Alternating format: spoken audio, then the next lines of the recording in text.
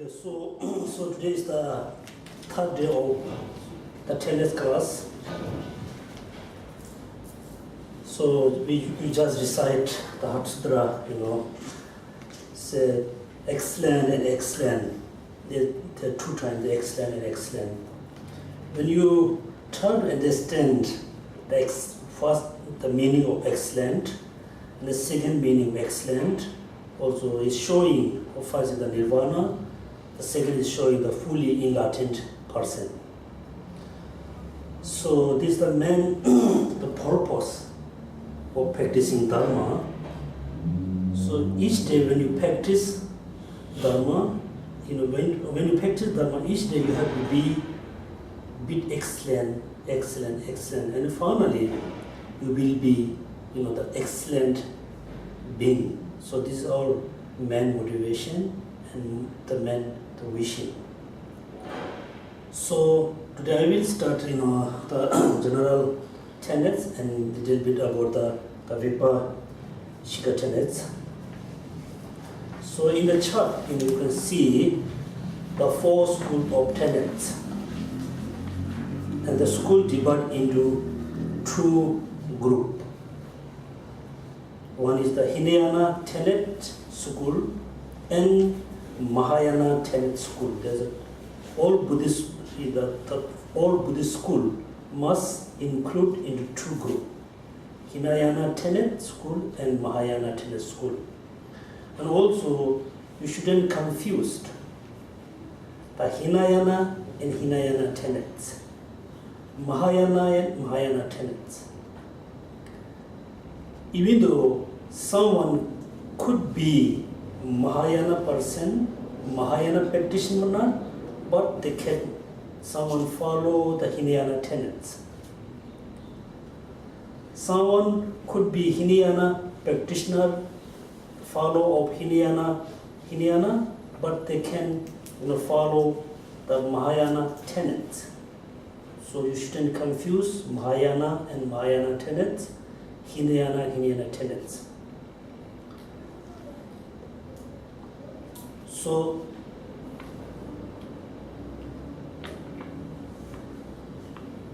why is it called the Hinayana tenets? Because this group, the view is not that great as the Mahayana tenets.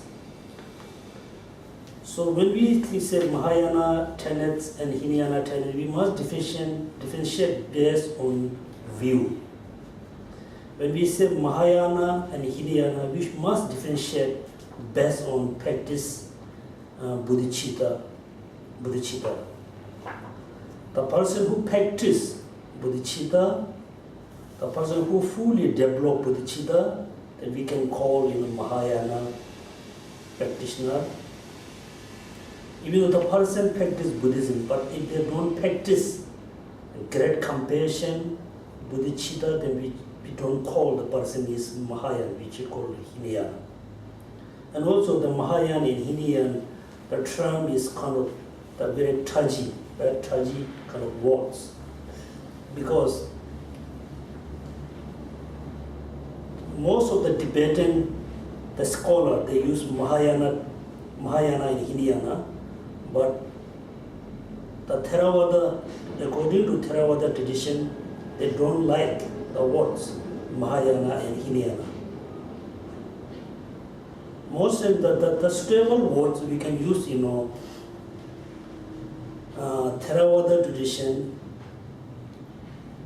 and Sanskrit tradition and Pali tradition, Pali and Sanskrit. Because so when Buddha, I think somebody says Buddha taught Buddhism in Pali language. Somebody said no, Buddha taught Buddhism in the Sanskrit language. So there's still a lot of argument, lot of debate. So when Buddhism started from India to Sri Lanka, they start through the Pali language. When Buddhism started from India to China, and then is start through the like a Sanskrit language. Also, when Buddhism translate from Indian language to Tibetan, they translate from most texts translate from Sanskrit to Tibetan.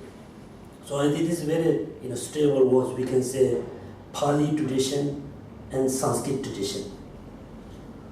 Most of the people who practice Tantrayana, who practice bodhicitta, who practice immeasurable great compassion, they most of them follow the Sanskrit tradition.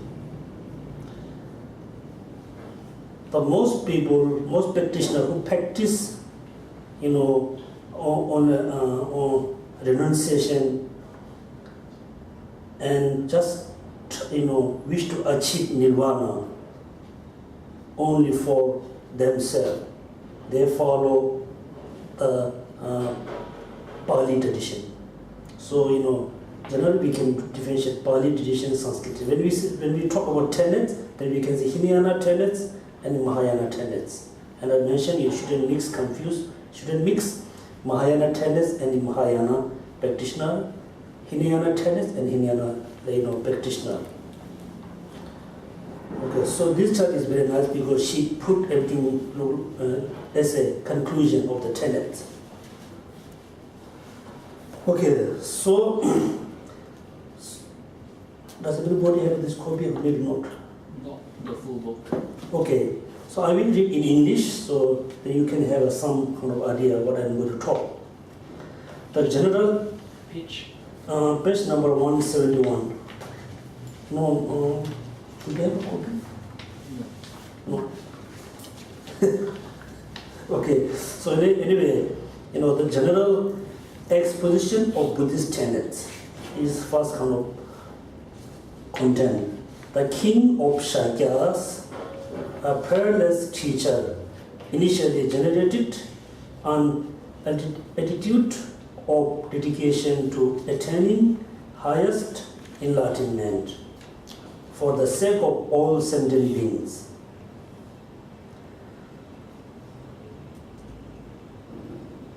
So it's showing, how Buddha Shakyamuni attained, fully enlightenment. So generated an attitude of dedication, but also the same meaning, generated bodhicitta, and generated, attitude of dedication to attaining highest enlightenment. So this is his, kind of attainment. For what? For sake of all sentient beings.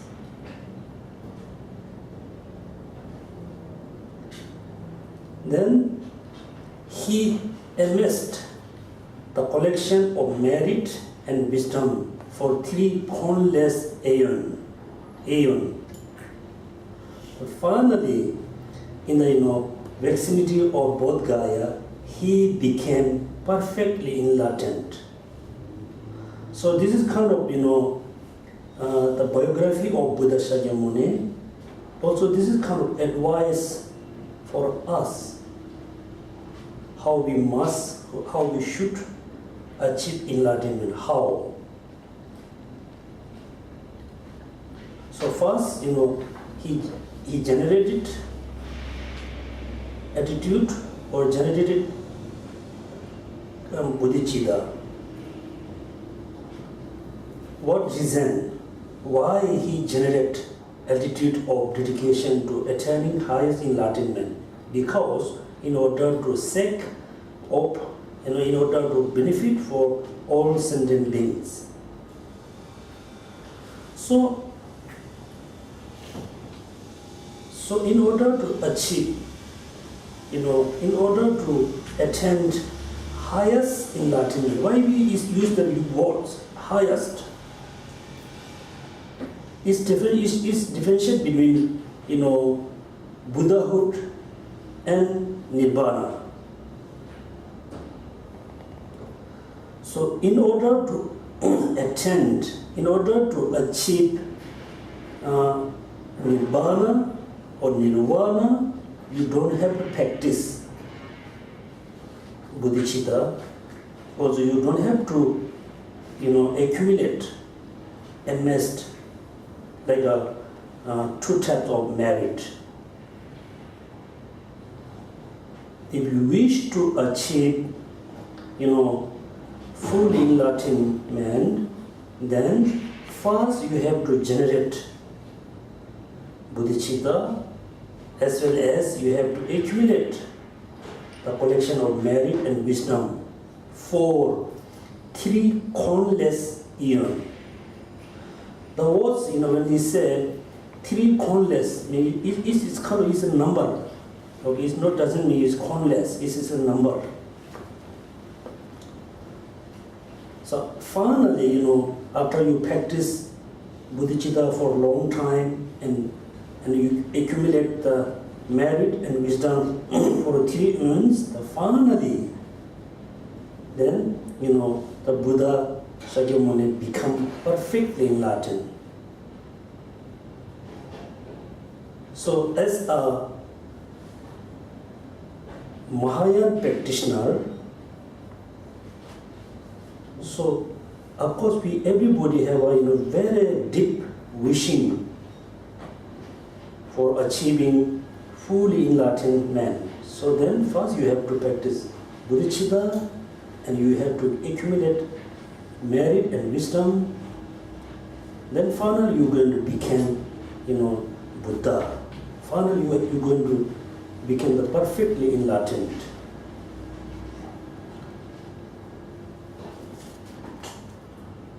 So why someone have to practice, bodhicitta or attitude for dedication to attaining highest enlightenment? Because without achieving highest enlightenment, you cannot, even though you try to teach someone how to overcome from samsara, how to achieve nirvana, but you cannot understand their level of desire.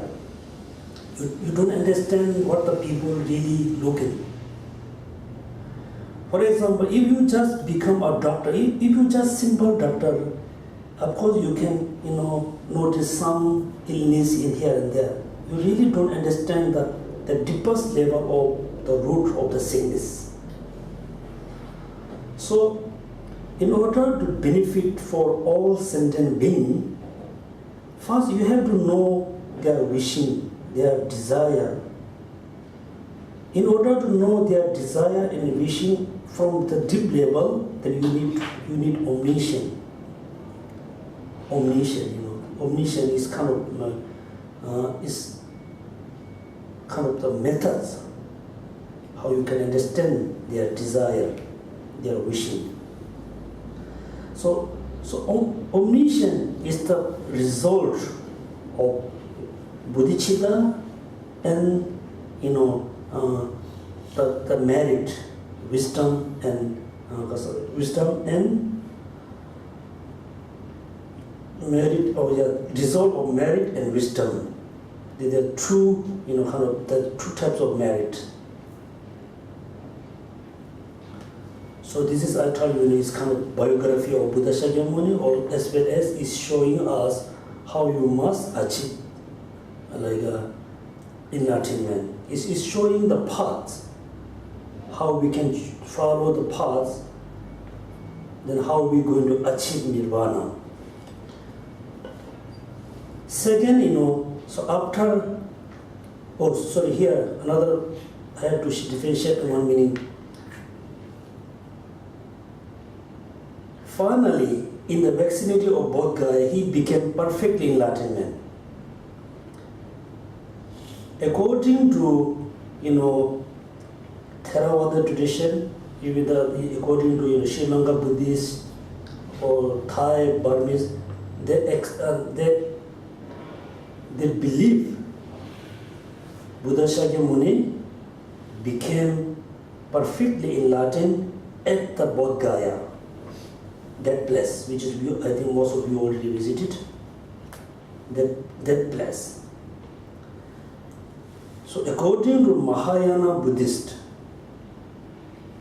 Buddha already, achieved enlightenment many years ago, and then he became king of the Tushita, and finally he, descended to India in order to give a teaching. He didn't achieve Nirvana at the Bodh Gaya. There's a two different view. One view is from Theravada tradition, so one view is, the Mahayana tradition.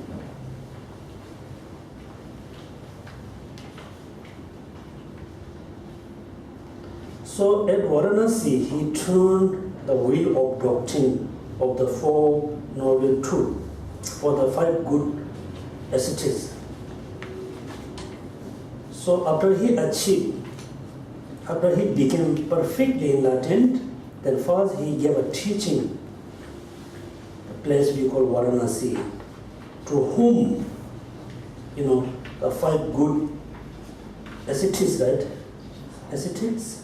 5 disciples. Disciples. Yeah, 5 disciples. 5 disciples is the better to say, 5 disciples. Yes. What teaching is the Four Noble Truths? 4 Noble Truths. So this showing who give the teaching, Buddha Shakyamuni, to whom, the man, the disciple, the 5 disciples. What kind of teaching he gave to Varanasi? Teaching about 4 Noble Truths. So when you look at the history of Buddha Shakyamuni and his 5 disciples, the 5 disciples were many lifetimes with Buddha. And in many occasions, the 5 disciples became really, enemy of Buddha Shakyamuni. And each time when the 5 disciples became enemy of him, he always pray, always wish. After I became enlightenment, first time I wish to give a teaching to them. So among the study partners, if you have some kind of annoying person in your workplace, in your home or somewhere, you just always wish, oh yes, he always annoying me, so I wish, in the future when I become enlightened, I wish share my knowledge first time with them. If you think this way, then you become, even though they're annoying you, they really dislike you, but you become more closer to them. This is the best way to reduce your, sense of dislike to other person. And also I mentioned many times, as a Mahayana Buddhist, we talking with the great compassion for all sentient beings, sense of caring for all sentient beings, sense of sharing with all sentient beings. But it's most important, first you should develop sense of, pure compassion, the people who live around you, the sentient being who lives around you. Then for you very easy to further develop the great compassion others. That's why Buddha Shakyamuni, the many years, many lifetime, he always, practice sense of compassion, great compassion, bodhicitta, particularly for the 5 disciples. Even though at the Bodh Gaya, so the Buddha was, meditation with the 5 disciples for many, I think, almost 4 or 5 years, maybe 4 years or 3 years. But finally, Buddha, break kind of the ascetic kind of, he break the, because he said, I'm not going to eat any kind of food. And then he broke the promise and he took, milk from the local, girl. And the 5 disciples abandoned him and they left from the forest and went to Varanasi. Because look at that moment, in the common sense, Buddha was one was too extreme. He didn't eat any food, he always tried to, always meditate in somewhere, and finally he understood, oh, this is the not right way how to achieve nirvana. Then he tried to follow the middle way, he eat food, also he did a lot of practice, and finally he achieved Buddhahood, and finally he achieved enlightenment.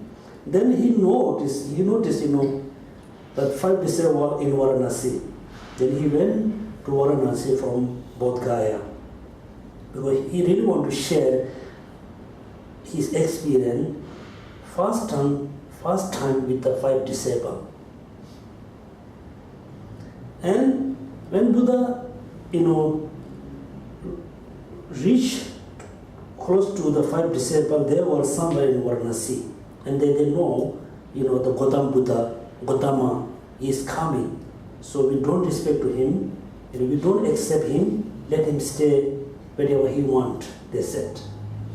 And Buddha came close to them, and the Buddha just sit, there's a kind of the queue, not queue or row. The 5 disciples, sitting like this row. Yeah. And Buddha just sit, end of the row.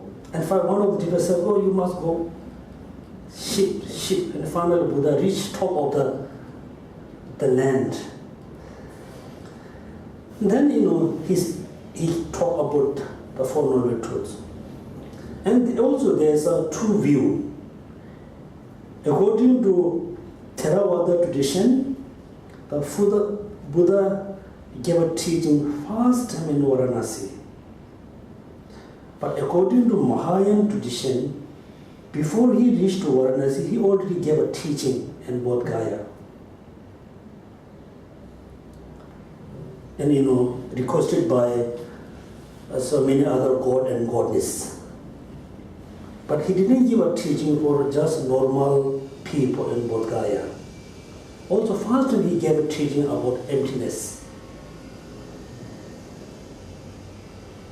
He said, I understood the deep, the clear about Dharma. I don't think anybody can understand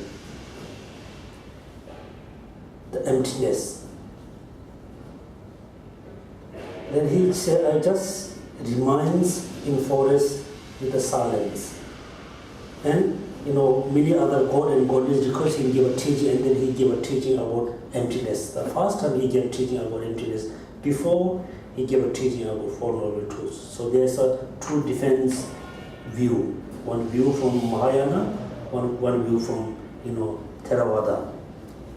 So the first beginning, just mentioned about in generally Varanasi. At Varanasi, he turned the wheel of doctrine of the Four Noble Truths, of the 5 good ascetics, or the 5 disciples, who had previously practiced asceticism with him. Then on Vulture Peak, Rajgir, now people name the Rajgir. So called because it is the shape, like a shape of vulture. The first time he gave a teaching about Four Noble Truths in Varanasi. The second time he gave a teaching about the emptiness, Prajaparamita, at the Vulture Peak and the Rajgir. Character doctrine of characterlessness. And that finally the Vishali, other place, it extensively turned the wheel of doctrine of good differentiation. So when you look at these sentences, it look like Buddha gave only 3 times teaching. First time Varanasi, second time in Vulture Peak, and third time the Vishali. It is not, it's the the most popular teaching. First kind of the popular teaching in Varanasi, the second popular teaching in Vicharpik, and third very popular teaching in Vishali. And also, the first time when he gave a teaching, he just talked about the Four Noble Truths. Among the Four Noble Truths, he talked about dukkha. When he talked about dukkha, he talked about the four things. Emptiness, impermanence, suffering, and empty of inherent existence. And also he talked about, the cessation. So at that time, he talked emptiness very roughly, not really detailedly. The second time, when he gave a teaching about the Parja Paramita, then he talks emptiness about very detailedly, very precisely. The first time when he gave a teaching, he gave a teaching little bit kind of something exists inherently. The second time he said, no, nothing exists inherently. Then you can see there's kind of contradiction. When he gave a teaching Varanasi, he said, kind of the form or the kind of impermanence thing exists kind of inherently, solidly. Secondly, because when he said, Harsuta, no noise, no air, nothing, it's like he talked about the emptiness very precisely, and the people have a doubt. Many disabled, got doubt. Why? First time he said, things are exist inherently. Why he said second time, things are not exist inherently? There's some contradiction. Then he differentiate, more why I said this and that, why I said this and that. The third time the differentiation. So look at the first two schools, follow man teaching, they follow the man teaching about the Four Noble Truths. And the Madhya Magga and Chitta Mantra school, they follow, the Madhya Magga school follow the Parjaparamita teaching. The Man only school follow the teaching about differentiation.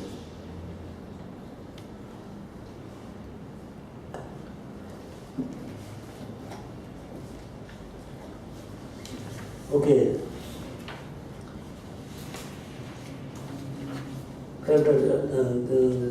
Establish men by way of their own character. So there's kind of, give you some explanation. Then at Vaishali and other place, he extensively turned the wheel of doctrine of good differentiation. What differentiate? Because, in Varanasi, he taught about Four Noble Truths and he taught about things that exist inherently. In Valchapik, he taught about things not exist inherently. Everything, empty of inherent, empty of solid. Then third time is differentiate. There's a three characteristic, and some characteristic exist inherently. The some characteristic not exist inherently. Then he differentiate. So when we talk about the Manana Sukul, then you can see more clearly. So what are the three places which is he gave a teaching? The first is Varanasi, second is the Valchapik or Rajgir, the third one is the Vaishali. What teaching he gave to Varanasi? He gave a teaching about Four Noble Truths in Varanasi. What kind of teaching he gave to Valchapik or Rajgir? He gave a teaching about, will of doctrine of characterlessness. Or you can see, he gave a teaching of things as not exist inherently. So what kind of teaching he gave to Vaishali? He gave a teaching to Vaishali about, the differentiation. What kind of differentiation? There are three characteristics. So we will learn in the Manoli school.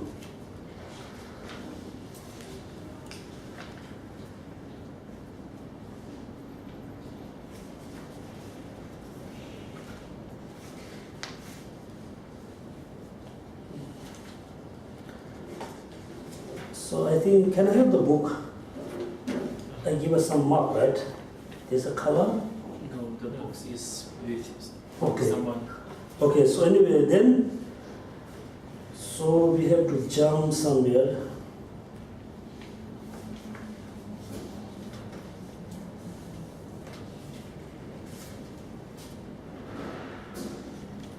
So now you learn, the three kind of teaching. So how the four schools come into exist, the four schools. When Buddha gave a teaching, he didn't mention about the four schools. So first time when he gave a teaching about Four Noble Truths, he gave a teaching for kind of the publicly. Most people are just ordinary people. Then the people who follow most the people who follow the Four Noble Truths, teaching of the Four Noble Truths, then they talk about Four Noble Truths. Then they have a kind of investigation, and then finally there's a two school, Vipashika, and Swatindarka. So how Madhyamaka school come into exist? Because when the person who listen the Prajaparamita teaching, the people who study about the Prajaparamita teaching, then someone become the Madhyamaka follow of the Madhyamaka school. And the third time when he gave a teaching about the differentiation, then the one only school come into exist. Geshe, Yes. why sometimes it's called Madhyamika, sometimes it's Madhyamaka? I think this is Sanskrit and Pali, the pronunciation. Usually I think the Madhya Makka. Madhyamaka. Madhyamaka is Pali. Yeah. Madhyamika is Sanskrit. Because when you go to India, there's a place we call the Madhya Pradesh. Madhya is the middle. The Madhyamaka and Madhyamika. Here's the Madhyamika. Usually we pronounce it as Madhyamaka. Also, I think in Sanskrit we call the Nirvana. The Pali they call Nibbana, right? So you can say Nibbana. So the pronunciation is slightly different, other meanings in the same.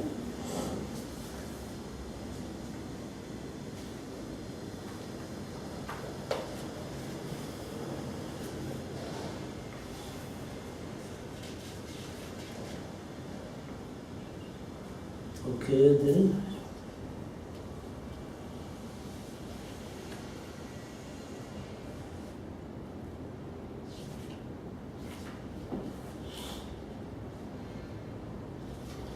Okay, the number of school of Tenet, they follow our teacher. Teacher here means that refer to Buddha Shakyamuni. Definitely four.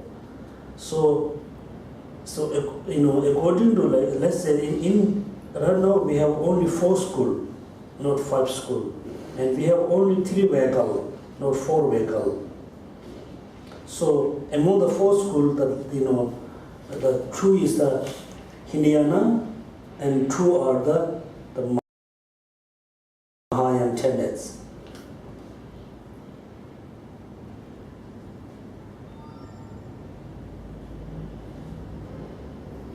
It's 4 school.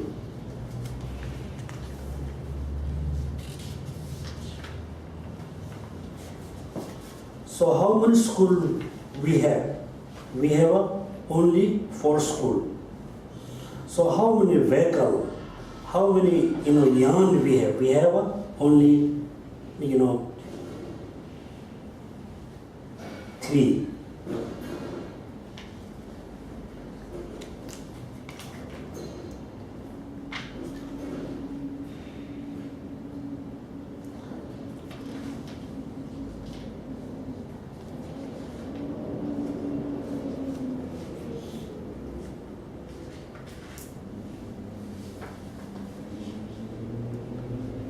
So Is clear? So how many schools we have? How many schools are there? There are 4 schools, right? What are they in English? Sutra school and what? Great Exposition School, Sutra School, Mon Only School, and the Middle School. The Vipashika, Swatantrika, and Chitta Mantra School. Which page is that? It's 174. Set up and out. It has it is chart, right? Yeah. Yeah. So, in English they say Sutra School, Great Exposition School, Sutra School, then Mon Only School, the Middle Way School. In Sanskrit they call, Vipashika, Vaibhashika, Swatantrika, Sautantrika. and Chitta Mantra, and the Madhyamaka School. So, which teaching them follow? In the first 2 schools, follow the first will, first teaching. And Chitta Mantra school follow the 3rd teaching.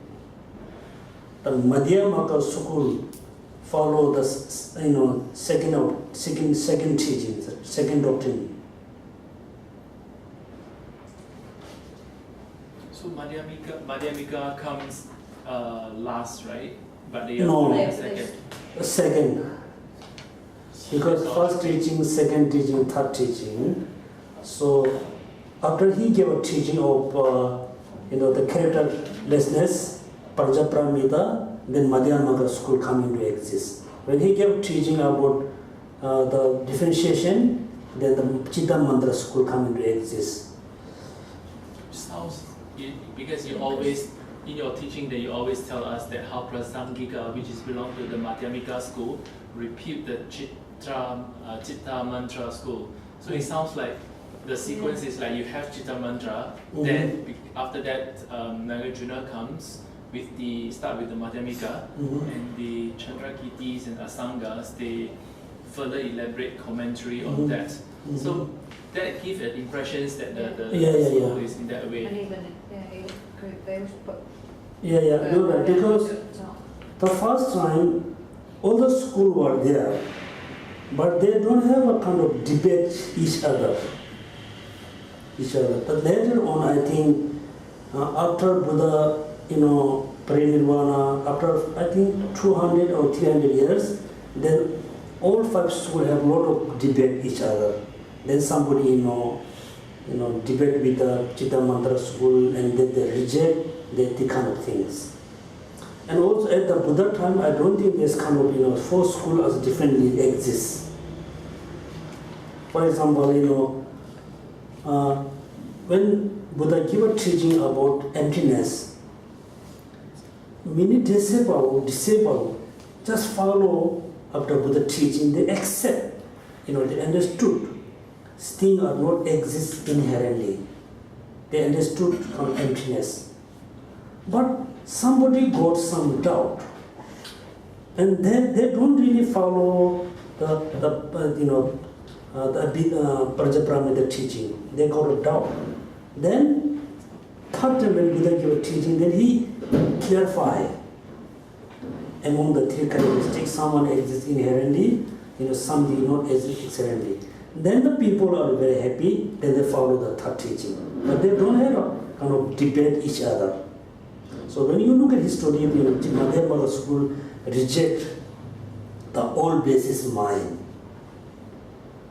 All basis mind. And also, even the Chitta Mantra school have a really strong argument with the Madhyamaka school. They say, if you don't accept, if you don't, claim if there's a all basis mind, how you can, how you can have all the karma? Because all Buddhist school, accept karma. Then there's one big question, okay, so after I accumulate karma, where the karma exists? Because some mind is now is positive, second minute it became negative. It's changing, always changing, negative, positive, negative, neutral. Then, the basis is not really stable. That's why the Vipashika and Swatantrika school, they said, yes, the karma exists on kind of the sixth mind, number of six mind. And the Vipashika said, no, the karma is not lip imprint on the number six mind. And then they said there's another mind, which is they call the all basis mind. They have to accept it. Then Madhyamaka said, no, there's not kind of mind which is always be like a neutral. Because according to Chitta Mantra school, there's a mind that always remains is neutral, no positive, nor negative, always neutral. And the Madhyamaka reject. Then Madhyamaka have to pause it, So where's the kind of basis of all the negative karma and positive karma? Then they answer very complicatedly, very complicated. So that's why, when you look at history, so some, the Madhyamaka school reject Chitta Mantra school idea. This means it look like, Chitta Mantra school first and Madhyamaka school. So when you study about the tenets, when you hear about tenets, you don't, study, okay, this is the, the Hinayana tenets view. This is the Chitta Mantra view. This is the Madhyamaka school view. You have to follow for some of them. You study, you think very carefully. Then if you are really happy with that, the first two school, you just follow that school. If you are not really happy with the first two school, you are more happy with the Chitta Mantra school, then you follow the Chitta Mantra school. If you are not happy, the three school, you are really happy, if your mind is very stable with the Madhyamaka, you follow the Madhyamaka school. Because we are not learning kind of history, this the king was there, because we are trying to find which school, which view is stable for you. So otherwise, when after you get some idea about schools, you have a kind of story. Because if you follow, you shouldn't think, the Madhyamaka school is the top. It's a superior school. I must follow them. It's not a good idea. First, you try to follow the first two schools, study and think about that. After a while, if you can see some mistake, some kind of problem, then you can just reject the idea, the view, and just follow the Chitta Mantra school. After few years, maybe 1 month, 2 months, few months, after you follow the Chitta Mantra school, if you see some kind of problem, not really correct, then you reject the Chitta Mantra school and try to follow the Madhyamaka school. Among the Madhyamaka school, there are two schools, right? One is the autonomous, one is consequent, right? Consequential school. It is same, it's in the practice level, it's same. You don't have to be, really Mahayan practitioner. You need to think about your ability. If you're able to develop, the great compassion, bodhicitta, then you try to develop gradually. If you really think, I don't think I can, achieve full enlightenment, in order to benefit or sentence is too much for me. If you're really happy with kind of the Hinayana path, just follow them, it's okay. You don't have to think, oh, Mahayana is the great, I must follow.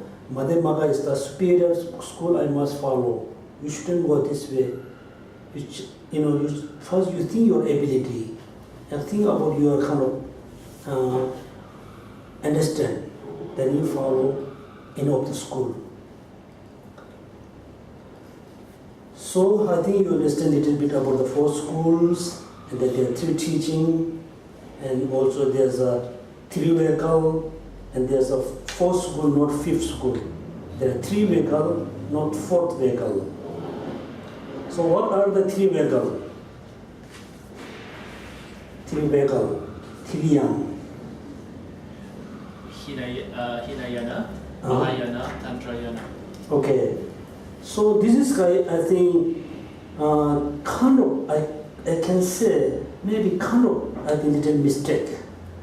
Because many books mention, Hinayana, Mahayana, Tantrayana. Because Tantrayana include into Mahayana. When we say the 2 vehicle, there is a Mahayana and Hinayana. When we say 3 vehicle, Bodhisattva vehicle, and a hierar vehicle, and solitary vehicle. But the hierar vehicle and the solitary vehicle not much different. There's a slightly different head there. So many books they mention the Mahayana and Tantrayana. If you generally it makes sense, Tantrayana, because Tantrayana there are 2 types. One is the Buddhist Tantrayana and a Hindu Tantrayana. The Mahayana Tantrayana must include into Mahayana, because the person who practice Tantrayana, they have to, no choice, they have to practice great compassion, they have to practice bodhicitta. The Tantrayana practitioner who practice great compassion, who practice bodhicitta, then person is Mahayana person. So we can learn like hierar, solitary, and bodhicitta vehicle. What is the term again? Pratimoksha, is it? The hierar, solitary, and bodhicitta vehicle. Bodhisattva vehicle. Yeah, Bodhisattva vehicle. Yeah. The Bodhisattva, when we say Bodhisattva, is the person who practice bodhicitta, then we call Bodhisattva. The hierar vehicle is, the hierar vehicle, even though the person, he don't practice great compassion, he don't practice bodhicitta, but he happy to listen the Mahayana teaching. He attend to the Mahayana teaching, he listen the Mahayana teaching, he receive many Mahayana teaching, but he don't practice the Mahayana teaching. He just practice renunciation and as well as practice emptiness in order to achieve nirvana only for themselves. And the solitary, or solidarity. Solitary. Yeah, solitary. The solitary practitioner, when he receives enough teaching, what he need to practice, then he always live alone, very remote area, just practice, always practice. He don't want to listen kind of Mahayana teaching. He don't want to listen kind of bodhicitta, Mahayana, Tantrayana. He just, listen just what he need to practice. Then he live alonely, that we call solitary. Right? So the solitary will either they listen to Hinayana? Hinayana, yeah. Because look at the Mahayana and Hinayana is kind of,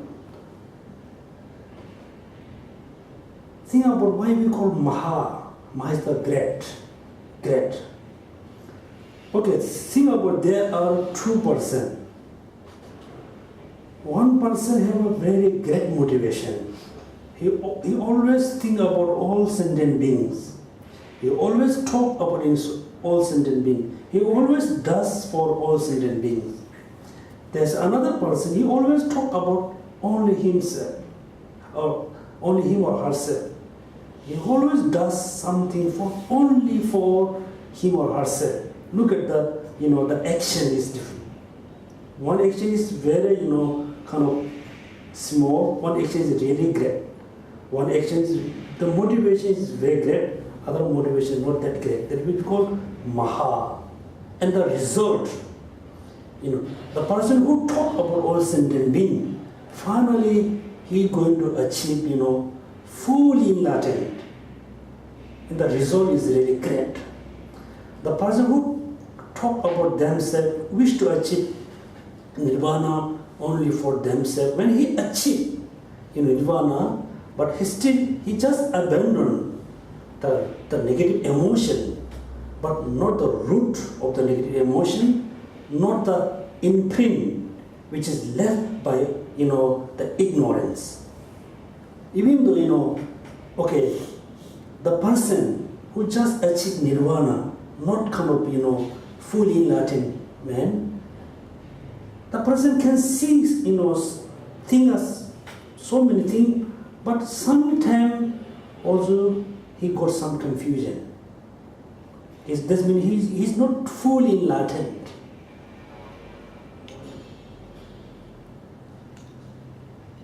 Also, that's why the motivation is different, the result is different. That's why we call Maha and Hinaya. Within the Hinaya, there's a two, the hearer and solitary. The practice is both practice first renunciation. Second, according to Madhyamaka school, both they practice emptiness. Without practice emptiness, they cannot eliminate the ignorance. They have to practice emptiness. According to Madhyamaka school, okay? Without renunciation, then they never become kind of pure practitioner. We everybody try to practice dharma. We try to practice because we got some sense of renunciation. Some sense of renunciation because since we born, since after I got job, even though I'm not happy. I need to be more happy. I need more happy. I need to be more happier. That means you got some sense of renounced. Without renunciation, you never ever become kind of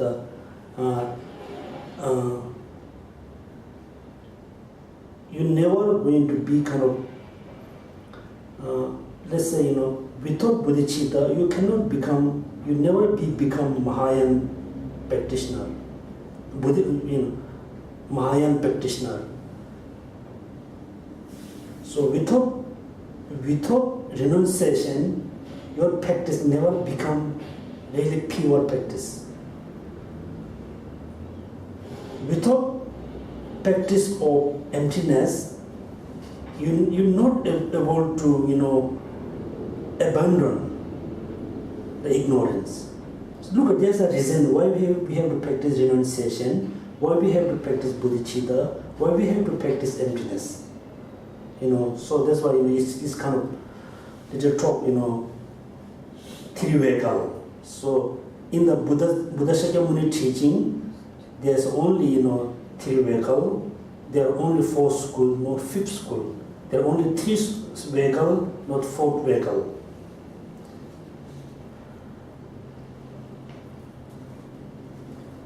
Also look at why we call 3 vekal. Also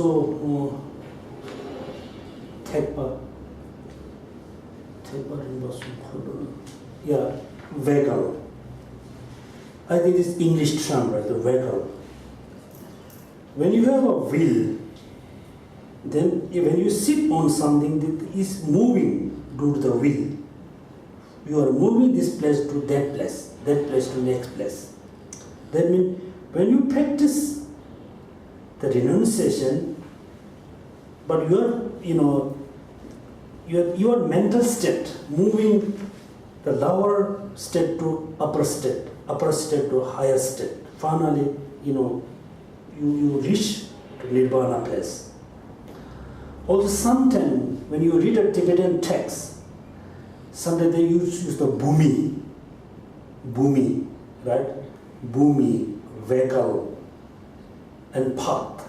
Look at path. If there's a path, when you follow a path, you're going to reach somewhere. That we call vehicle, we call path, we call bhumi. Vehicle, because I said you're moving towards here to there to other. Path, in order to reach from here to Malaysia, you need a path. Without path, you're not going to reach anywhere. That's why I call path. Why we call bhumi? Bodhicitta is bhumi. Bodhicitta is path. Bodhicitta is the vehicle. Why bodhicitta we call bhumi? Anybody have any answer? Bhumi. The bhumi is Sanskrit name. We can call ground. We can land. We can bodhicitta as land. It doesn't mean it's earth. Because when we have a land can grow fruit, tree, grass. The land can hold everything. And also, look at, there's a land, if you dig the land never complains to you. Right? When you dump at the land never complains you. And the land can carry everything. There's been also bodhicitta we can call as a bhumi. Through practice of bodhicitta, you can develop so many good quality. It's developed, growing good quality. This is called bhumi. Also, bodhicitta is bhumi. If you practice bodhicitta, you're able to bear any kinds of problem. This is called, path, vehicle, bhumi. So, I think all of the terms come from, Sanskrit or Pali. There's also something, when we were young, we have a lot of debate, is bodhicitta is bhumi, is bodhicitta is land, is bodhicitta is water, right? Bodhicitta is not water, generally bodhicitta is our mind. But we can name water, we can name bodhicitta as a bhumi. The bodhicitta is not real kind of bhumi, not really land, but we can give a name. Okay? Yes, sir. So that means that the Bodhisattva vehicle can only be two schools, middle way school and mind only school. No. I mentioned, you should mix Mahayana and Mahayana school. For example, this is very important to clarify. Many people have a confusion. When we say the Mahayana practitioner, we thought they always follow the Mahayana school. Not necessary. Even though you can be Mahayana practitioner, you can follow the Hinayana school. You can be the Hinayana practitioner, but you can follow the Mahayana school. Try to rephrase what you have Yes. taught us today. We should not confuse between Mahayana school and Mahayana practitioner, because Mahayana school is based on the understanding of the teachings of the tenets. So the difference is is talking about level of emptiness and where you posit the mind or the inherent existence. So that will belongs to the school. As for the Mahayana or Hinayana practitioner, it is differentiated by bodhicitta. So if you are a person that practice renunciations with the highest level of emptiness of wisdom, so you can be a Madhyamika practitioner Mahayana practitioner. Not necessarily the Mahayana tenets. School belong to Mahayana school. Correct. Which means you practice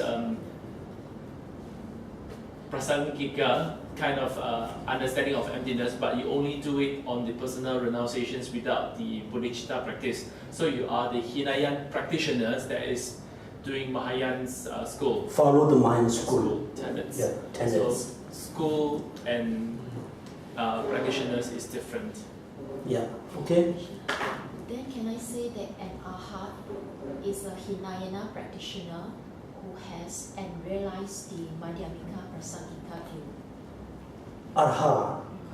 Arha, actually, there's a two types of arha.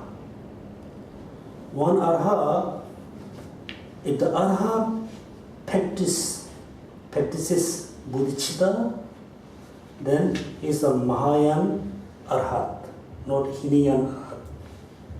If the arhat not practice bodhicitta, he is a arhat but not Mahayan arhat.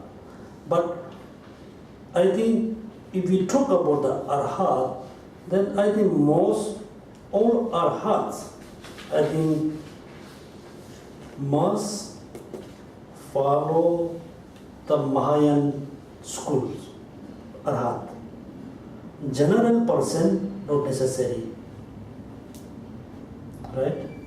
So, a Mahayana practitioner who doesn't follow or accept a Madhyamika Prasangika view, they will never gain enlightenment? Very good question.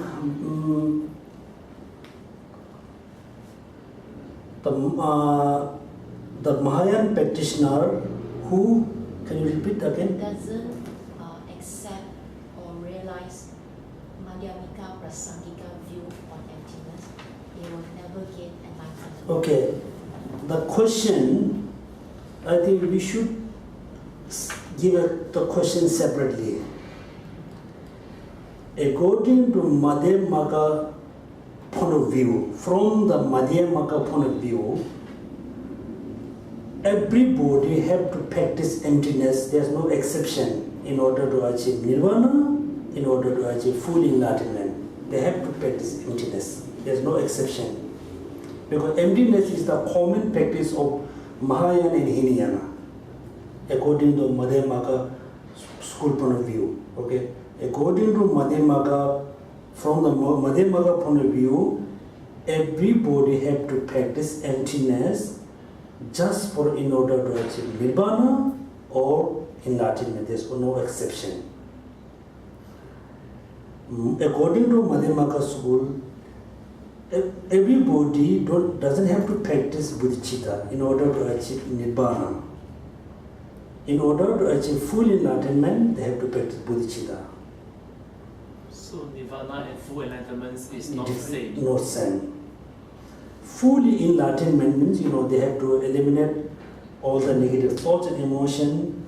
Not only that, they have to eliminate the root of the emotion. Not only root, they have to eliminate the imprint which is left by ignorance. I gave an example, when you put a garlic in pot, when you throw away the garlic, there's no garlic, but there's smell there. So the imprint is more difficult to eliminate the imprint which is left by the ignorance than the ignorance. So that's why all of them have to practice emptiness or bodhicitta. But your question, the person don't accept Chitta Mantra, don't follow the Chitta Mantra Sukul or Madhyamaka Sukul, then they never ever achieve enlightenment. No. Yeah. In general, some have a sense of great compassion, bodhicitta. They can follow the Lord school for a while, not always. Not always. When they become more wise, then finally they have to accept Madhyamaka school, Chitta Mantra school. Finally, they have to follow the Madhyamaka school. Yes, any question? So the Hinayana can only achieve nirvana, but not full enlightenment. Yeah. So full enlightenment and nirvana is a huge difference. Also, we talked a little about the, MS, right? Collect. That two types of merit. One point I will tell you, it is so important to accumulate merit. At the same time, it's so important to eliminate the negative karma. Accumulate merit, eliminate negative karma in order to understand emptiness, in order to develop bodhicitta. For example, when Tsongkhapa was, tried to understand the true truths, when he tried to understand emptiness, so for him so difficult to understand. When he tried to understand the conventional truth, he don't understand the ultimate truth. When he tried to understand the ultimate truth, he didn't understand the conventional truth. Then finally he asked a question to Manjushri, because that moment he can see Manjushri, he can listen teaching from it. Then he asked, can you tell me the way how I can understand the true truths, how I can understand the emptiness? Then the Manjushri answer was, he said, you must, eliminate the negative karma as well as you accumulate merit, the unanly, together at the same time. For you, of course, everybody have an interest in practicing bodhicitta. That means you must, eliminate negative karma through prostration, through reciting, the 100 syllables, 100 mantra, whatever, and this kind of is a way how you can eliminate the negative karma, as well as offering mandala, offering water and fruit and flower to Buddha. It's kind of you practicing two things unanly. It's so important. Also, sometimes you have I can do that, but you can't. Sometimes you can see some obstacle there. Sometimes you try to understand, when you, for example, when you have an exam, the answer is in your mind, but you cannot say. There's some kind of obstacle. So, because if you accumulate enough merit, enough kind of good karma, then for you very easy to achieve whatever you want to. So, accumulating karma is one of the important practice. Also, in order to achieve nirvana or in order to achieve Buddha, you have to accumulate, merit or karma. So, okay, now we have 4 schools and 3 vehicles. The 4th school follow the different teaching, and the 4th school, 3 vehicles, according to Madhyamaka point of view, 3 vehicles, the practitioner also have to practice emptiness. So now next, so what is the differences,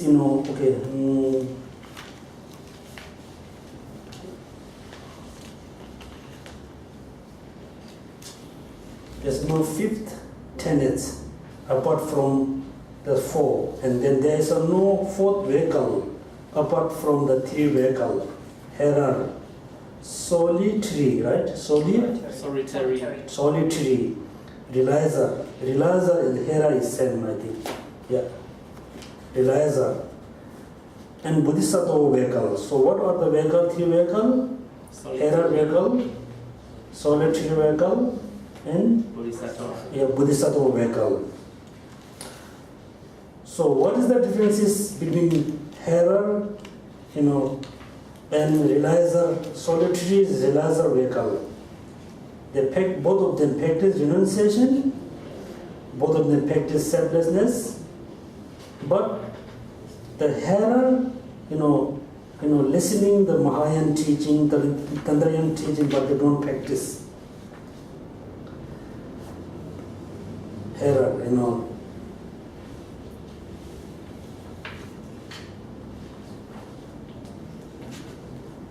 So, what is the differences Bodhisattva and Bodhicitta? The Bodhicitta is a mind, Bodhisattva is the person, right? The person who practices bodhicitta, that we can call the person is Bodhisattva. Male or female, we can give a name Bodhisattva. So we have a fourth school, not fifth. We have a three vehicle, not fourth.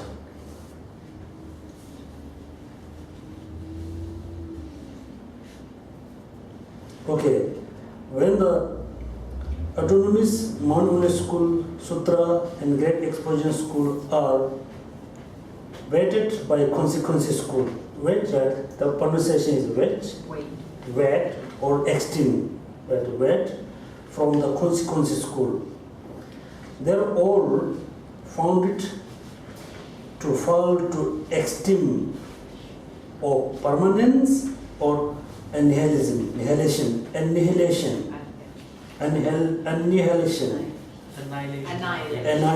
yeah. So generally four school, the first, Sutra school or Great Exposition School, according to Great Exposition School, they said, I am the middle school. Sutra school, the Sutra school also says, I am the middle school. Mount school say, I am the middle school. Of course, consequence school and autonomous also are the middle school. That means, all schools claim themselves, I am the Madhyamaka school. Everybody, all schoolmates claim, I am the middle. You fall into extreme. They are for all found to fall to extreme of permanence and annihilation, right? Annihilation. However, the autonomous and below each maintain that their own system is the middle way school, because they claim that they accept a middle free from the true extreme of permanence and annihilation. So difficult for me to pronounce it. Annihilation. Moreover, each of the four schools of Tenet has different way of avoiding the extreme of permanence and annihilation. So, all four schools said, each of schools said themselves, I am the middle school, when you are falls into the extreme. Look at, here so important to understand what we mean the middle. This middle means there's a true wedge, true extreme. For example, if I say the lid of the cup is permanent, then my mind falls into one extreme, is permanent extreme. If I say the lid of the cup is not exist, then my mind is fall into another extreme, which is annihilation, nothingness. Nihilism. Yeah, nihilism. So, if my mind must, in order to stay in the middle, then I have to say, yes, the cup exists, but not inherently. The cup exists, but not, nothingness. Then it's in the middle. So there are the three different types of the middle, the basis middle, the path middle, the person middle, basis middle. When we say the basis middle, look at, we have to pause at everything. For example, if you think yourself, yourself, if I exist, you really need to think yourself. Point at your head, it's not me, I'm not here, I'm not here, I'm not here, I'm not here, I'm not here. Just go all the way down, you cannot find. You go up, touch your feet, it's me? No, I'm here? No, I'm here, I'm here. If you check this way, then look like I'm not really exist, right? It's not true. Because when you pull, Pull. you can feel his heart, pain, heart, headache. It's not like, yo, I'm exist. If I'm not exist, I don't feel it. If you say yes, if I exist, try to find where you are. Then you look like one way, you look like you are not exist. Another way, you look like exist. So that's why finally you have to say, oh yes, I exist, but not exist as a permanent, as a solid. You avoid the one extreme. Yes, I exist, but it's not really there, which is I think I'm not exist. You have to avoid non-existence. Then you just say I'm exist, but exist in different ways. So each school have their own, they possess their own extreme, and they try to avoid their own extreme. Because they claim that they set a middle free from the two extreme of permanence and annihilation. Annihilation. So the meaning of here, the permanence, when the permanence extreme and annihilation extreme, the meaning is different. Generally I say this is impermanent, it's not permanent. There's another meaning. Here, permanent is another meaning, not same as this is permanent, impermanent. This is different meaning. Moreover, each of the four schools of Tenet has a different way of avoiding the extreme of permanence and annihilation. So everybody understand? There are four schools follow different teaching. Four schools claim themselves as I'm the middle school, you fall in the extreme.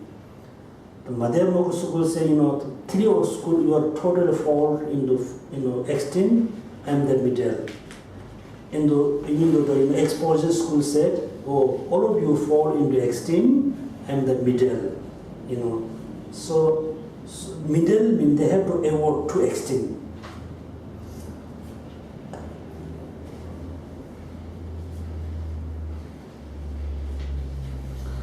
So the proponent of the great explosion maintains. So the first, first of Vabhashika. I really don't know. The Sanskrit name is the Vabhashika. And the English they call it explosion, great explosion school. Exposition.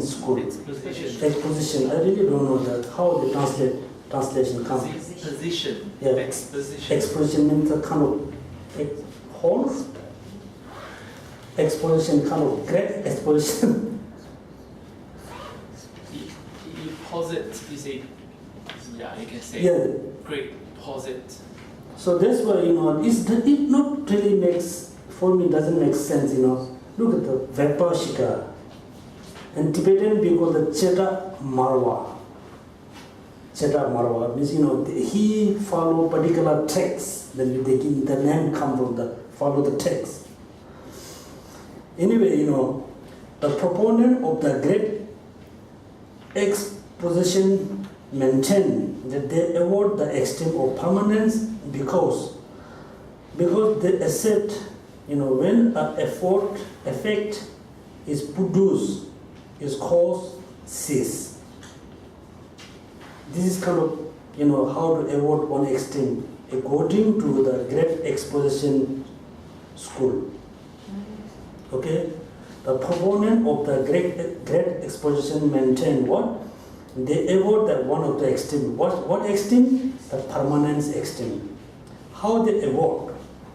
Look at when an effect is produced. Cause, is produced, is cease. For example, when the fire produces smoke, the fire cease. If you say, even though when the fire produces smoke, you say if the fire still remain, then mean you are fall into one extreme. Cause cease. So according to the great exposition school, what is the permanent extreme? What is the permanent extreme? When the cause, when the effect produce, is produced, if the cause is no cease, then it's kind of one of the permanent extreme. So any kind of effect produce, then the cause have to cease.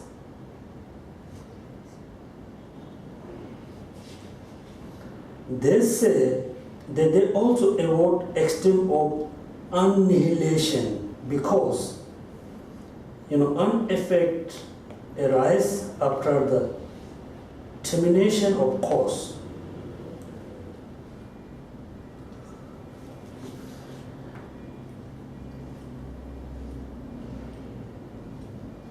Yeah, so it's very simple, the great exposition school say when the effect produce, the cause have to cease. After the cause, the effect must produce, right? Right? It doesn't seem to make sense that the cause has to cease. Well, take for example, if you have it, sorry, may I? Yeah. So you have wood, and it turns into fire and Yeah. into smoke. The But moment the when you fire see can fire, still be there when you smoke. eventually the fire goes out. So if you take momentary, like a single particles units, if you quantify it as single units, so this would turn into fire and turn into smoke, and smoke, whatever, it goes to the next continuums. The moment you have fire, the wood ceases to exist. The moment you have smokes, the fire is finished. So when you look at woods and fire, the wood will be the cause, the fire will be the result. When fire is produced, wood is gone. So you have one. So you do have something that is going away and some things that is produced. So the effects. And then it moves forwards like that. So it always has a previous and now. And the previous is gone and now it's produced and now become the previous. So it goes. Very narrow way of looking. Yeah, very narrow, and we have to think in very subtle. Yeah. For example, when the mother produces child, then we have to say the mother cease. But you can then not going to say, oh, this is my child, right? In generally. Yeah. So this is very gross level, very narrow. It's not that narrow, not precise. So if you think in the precise level, the mom who produced the child, after the produced child, the mother has ceased, has gone. She said, when you produce the smoke, the fire have to cease. But she said, no, we can see the fire is still there. The fire which is we able to see, it is not the cause of the smoke That has produced. produces. It's a new fire. New fire. New wood. Yeah. So, It's too. that's why in order to understand the subtle level of impermanence, then you have to understand that relation, the link between cause and condition in subtle level. So whatever, anyway, according to the great exposition school says, when the result come, the cause must be ceased. If the cause no cease, then there is one extreme. Any kind of cause must produce result after the cause. So that's why I mentioned when we study about the collective topic, I said cause, condition, result are equivalent. For example, this is cause, this is condition, this is result, this is effort. This is cause because it can produce result. This is result because it is come from the cause and condition. Generally, Buddhism accept, all the impermanence thing are cause, condition, result, effort. This is one of the, according to the Great Expression School, what is the, permanence esteem? When effort is produced, the effect is produced, the cause must cease. If the cause not cease, then it's one of the extreme. They say that they also avoid the extreme of annihilation because an effect arises after The cause is after this use different term, termination of cause. This means cease, after cease of the cause. After cease the cause, if there's no effect, there's also one of the extreme. An effect arises after that, termination of cause. So this, okay, so we just stop here. So